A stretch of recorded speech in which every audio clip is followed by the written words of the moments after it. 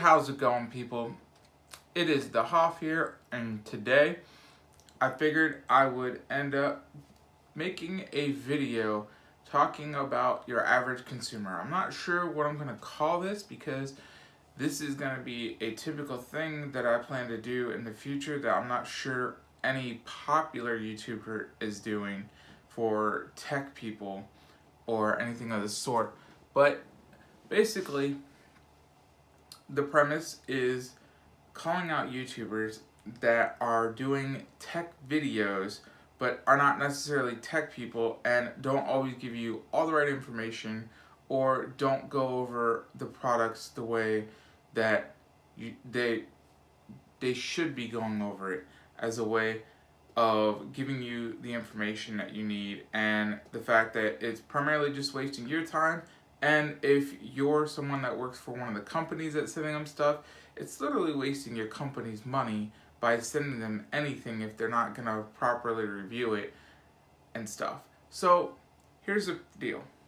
I called out Your Average Consumer and tweeted out to Razer a couple months back. I'm not sure how long it's been, but it's been a little bit. And I didn't notice that I was blocked by him on Twitter after this. It wasn't until recently that I noticed it. So I'm assuming that's when this all started. I could be wrong, but that's just my assumption. But basically, I informed by tweeting out to Razer, and I'm not even sure if they saw it, but I tweeted out to their CEO, who does tend to look at some of what I post, because he's quoted me in the past. And then I ended up tweeting out to Razer itself, and I basically told him about why are you giving stuff to Your Average Consumer and other people like him who typically do tech unboxing videos by having a massive unboxing. And what this means is they just hoard like 10 boxes or close to that amount, and they just unbox them all at once in a short video. By doing this, it doesn't give the proper time for a review. And generally they'll make mistakes like the fact that they don't even know what a product is, and I'll get to one of those in just a little bit. But for the Razer one, he would just unbox them, and he would sometimes not even open them. Sometimes he'd open them and he'd just show you what it looks like plugged in. And then that's it. Now, okay, granted, if you've done unboxing review on a product and it's changed colors, understandable. Different color, showing off the new colors, great. But if they're sending you something and you're just unboxing it, and you've done like you did in your last massive unboxing video, where there's items that you're unsure of reviewing and you want to ask the fans, it's like, no, just make a video of it. Some people actually are interested in possibly buying it or not sure if they should buy it, and a proper review would end up letting them know whether they should buy it or not. So that's the big issue on why I was banned by him, or I should say blocked by him. The other issue is he doesn't know what the heck he's talking about with most of his tech products. He goes in there with the basic information, and you'll see here in this video that I'm about to show you where he ends up buying or sent, but I believe he says he buys it, a Amazon Echo Plus. Then he doesn't know what is inside the Amazon Echo Plus as far as the hub. Watch. Alright, and over here we've got some Echo products that I ordered a while back. I pre-ordered these, and I guess since I never opened up these boxes, I didn't know they actually came in. And let me be honest with you guys, I really don't know how beneficial it is to get an Echo Plus or even the second generation Echo over the standard one. So this is going to be something that takes some real testing. The second generation is smaller, so there's that benefit. But this Echo Plus, it says built-in smart home hub. Not sure what that means. The regular one can control all your smart home stuff. So I'm gonna do some testing. I'm gonna let you guys know if these are actually worth picking up, if this is on your radar. But yeah, I'll get to these later. So you know what? What's going on, guys? It's Your Average Consumer, and today we've got a showdown between the smartest speakers you'll come across, the Apple HomePod, the Amazon Echo Plus, and the Google Home Max. If you're in the market for a smart speaker, you're probably gonna be looking at these guys. And the reason why we're going with the Amazon Echo Plus and the Google Home Max is because Apple has put a significant amount of effort into making this a really awesome sounding speaker. So we've got to get the best speakers that these companies offers and see how they stack up against the HomePod. And all of these speakers have built-in voice assistants that will answer your questions, do different tasks that you ask them to. So the Amazon Echo has Alexa, stop listening. The HomePod has Siri, of course, and the Google Home Max has the Google Assistant. Now I'm gonna ask these a bunch of different questions and kind of see what they can do. So we'll start off with the Amazon Echo. One thing to also note is that these all have touch controls. So there's a touch panel on the top of the HomePod where you can play and pause, and you kind of use it like an inline remote. It also has the volume controls.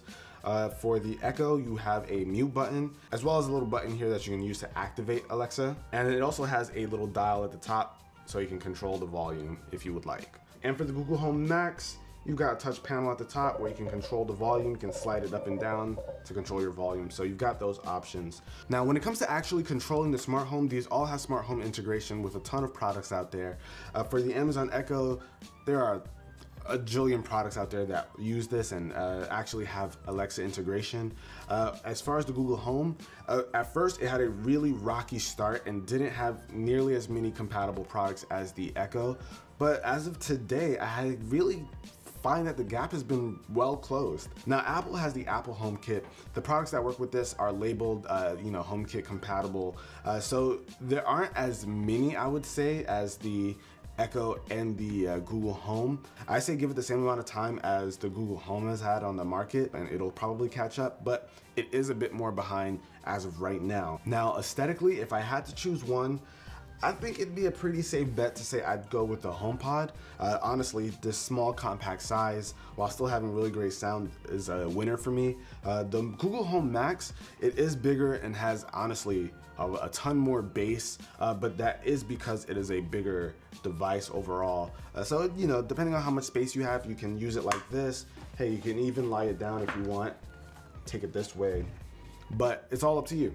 I think this looks the best. The Amazon Echo, honestly, this isn't an award-winning design here. It looks like a giant speaker, but it does come in a bunch of different color options. And now their second generation, which is smaller, has like fabric design. So you can choose what you want it to look like. But I'd say in terms of the regular Google Home, which is I think about $100 or $120, and that second generation Echo is only $80. So you have cheaper options, while the HomePod is the only option at $350. Now, when it comes to actually picking which one to go with, you're of course gonna wanna factor in budget. That's what a lot of people will put on the top of their list. But you're also gonna wanna take into consideration what these speakers are meant to do. For the HomePod, Apple seems to have focused on making this a really good sounding speaker with some smart functionality. So as of right now, you're not gonna get something that's quite as smart as the Google Home or the Amazon Echo, but you will be getting a great sounding speaker. But if you're looking for an all-out powerful music player, Google Home is definitely something you're gonna wanna look into. While between the two of these, I think the Google Home is a bit more powerful, but I do think the Apple HomePod is a bit on the cleaner side of things. So you're gonna wanna make that choice if you want cleaner audio versus more loud and powerful audio. Now, one thing you're gonna wanna take into consideration is the ecosystem. If you've got an Android phone or even an iPhone, you'll be fine with the Google Home, whether it's the Max or the normal one. You'll be able to use it no problem. You can actually do that with the Echo as well. The Echo, what I really like about its ecosystem is that you've got this, the Echo Dot. There are tons of different Echo products, and a lot of smart home product manufacturers are making sure their products are working with the Amazon Echo. HomePod itself only works with iOS devices, so you can't use it with an Android. So you gotta be pretty deep in the Apple ecosystem. You can only use Apple Music to really listen to music unless you use your iOS device to stream music to it. So that's something to keep in mind as well. But if I had to personally choose, I would probably go Google Home Max, simply because it has pretty good sound as well as all of the smart features that I want to use immediately. But if I could mix and match and make this a Frankenstein of some sort, I would take the Google Smart Assistant and all of its smartness and take the sound quality and the design of the HomePod. That would be my ideal. Put Google Assistant in here with all of Apple's tech. That would work perfectly. And this you know, it's cheaper. So there's that. So what he ends up doing is just tossing it aside and says about sending it back. It's like, seriously, dude, you don't even know what the hub contains? So for those that don't know what the hub inside the Echo Plus actually is, the hub itself is a hub that has Zigbee technology, so it can talk to the devices that are smart devices that use Zigbee technology, such as the Philips Hue bulbs. So instead of buying a separate Philips Hue hub, you could just use the Amazon Echo Plus and just buy the bulbs, and you'll be able to tell Alexa to control the bulbs. Now granted, sometimes the features on Alexa are good enough to control the device, and that's all you need. Sometimes there might be a little more features that you get by owning the hub itself.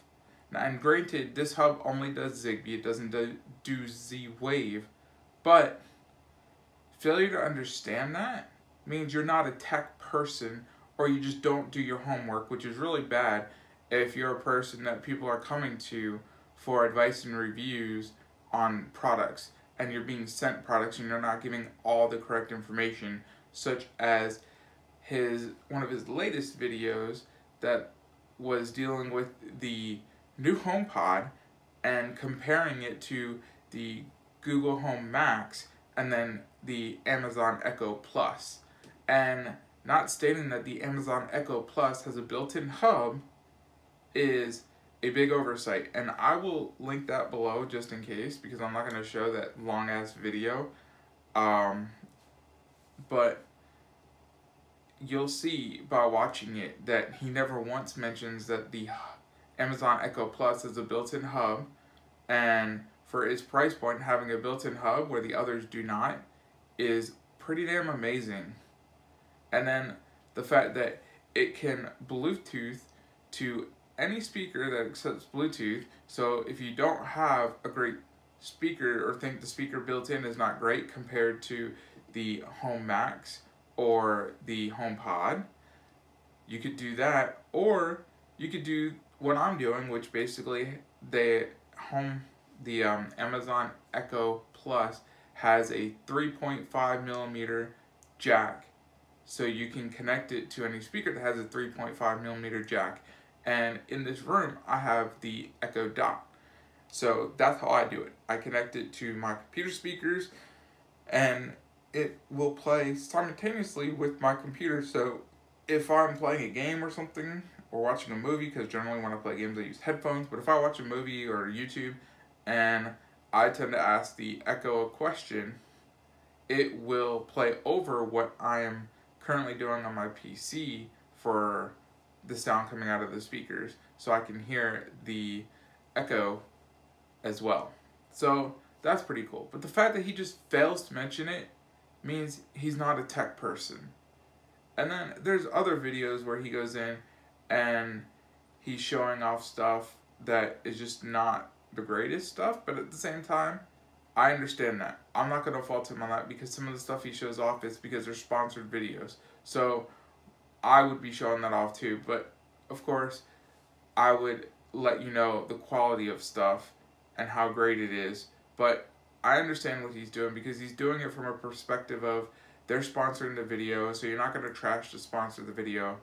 And I would never trash any company that's going to sponsor videos for me, unless it was just absolute garbage products. Then I could understand it. But when it's a decent product, not trashing anything like that. But the fact that he's getting 1 million subscribers, and he has a lot of views per video when he first released them, enough that he's probably making a decent living, if that's YouTube could be his only job, I'm not sure, and he's getting all these products sent to him. It's like, really? You guys deserve better on YouTube for a tech person. And I'm not sure, like I said, what I'm going to call this. For right now, it's probably just going to be your average consumer is crap and you deserve better. I'm thinking, because I don't want this to be a hate video either, on the fact that people just think I'm hating on the guy and stuff like that, because I'm not out there to start war, hate, or anything like that between me and anyone on YouTube.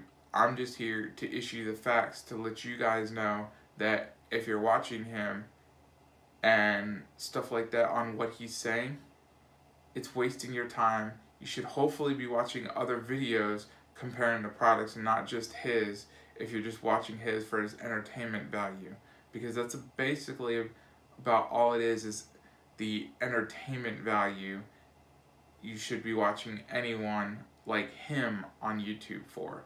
Now, there are others out there, and I'm going to be finding more, and I'm going to try to do this more often to point out the issues with others. I'm not saying I'm perfect, but what I'm saying is when you're comparing or opening up products or anything, you have to understand everything and go over all the facts. So, thank you guys for watching. I hope you guys enjoy and will continue to subscribe to me so we can build this channel and do some giveaways and keep this going, because I'm so close to getting what I need for view time to stay on the YouTube Partner Program, and staying on that YouTube Partner Program is crucial to keep up these giveaways.